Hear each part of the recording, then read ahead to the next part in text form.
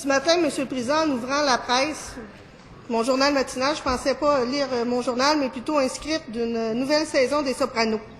Premier épisode, on savait déjà que le vérificateur général avait épié de façon illégale, mais maintenant on sait que c'est le maire de l'arrondissement de Montréal qui a subi une perquisition électronique illégale. Et en plus de ça, le maire Gérard Tremblay admet qu'il connaissait ces agissements illégaux. En avant-midi, le ministre des Affaires municipales a confirmé que cet acte était illégal.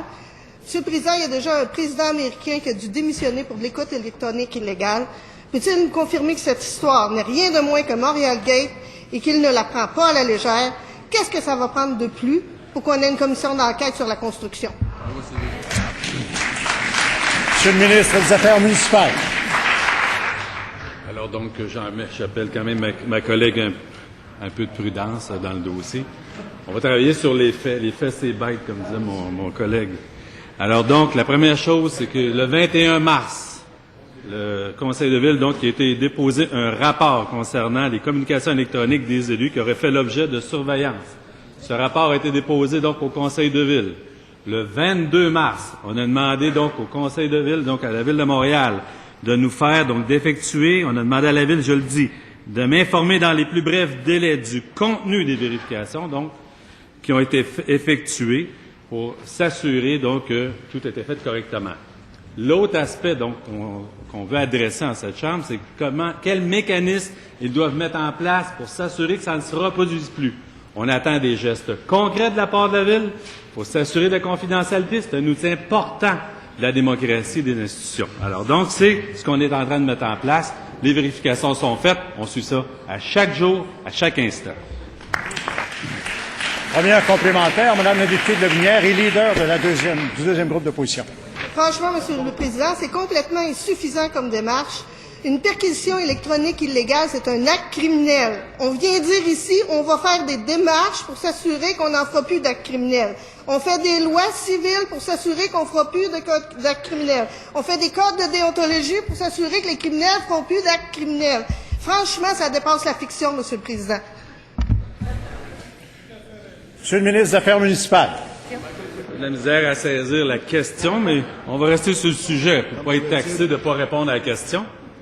Alors donc, il appartient au Conseil de ville de Montréal de mettre en place tous les mécanismes prévus pour que tous les élus à Montréal soient assurés que les communications électroniques ne sont lues par personne.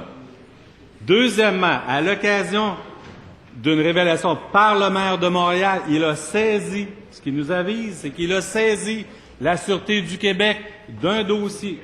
Ce dossier-là va être analysé par les instances compétentes. Dans l'intervalle, nous demandons à la Ville de Montréal de mettre tous les mécanismes prévus en terminant, pour pas que ça se répète. Donc, on s'attend, M. le Président, à des... Deuxième complémentaire, Mme la députée de Lobinière et leader du deuxième groupe d'opposition.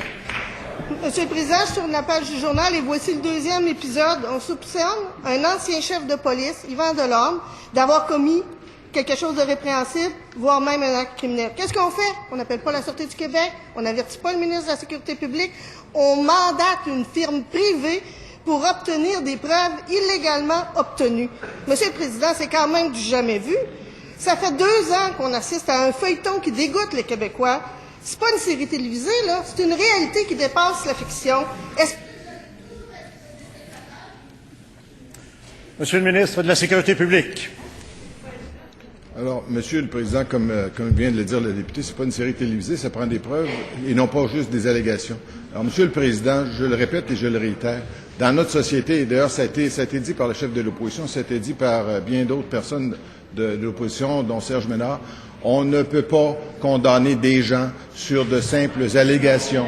Il faut qu'il y ait des enquêtes. Ces enquêtes-là sont faites par les corps policiers adéquats, sans intervention politique. Monsieur le Président, c'est le point, je pense, majeur. Est-ce qu'on peut entendre le ministre, s'il vous plaît? Ministre. Alors, c'est le point important qu'il faut répéter et redire. On ne peut condamner des gens ici sur le plancher de l'Assemblée nationale sur des allégations. Il faut qu'il y ait des enquêtes, il faut qu'il y ait des preuves.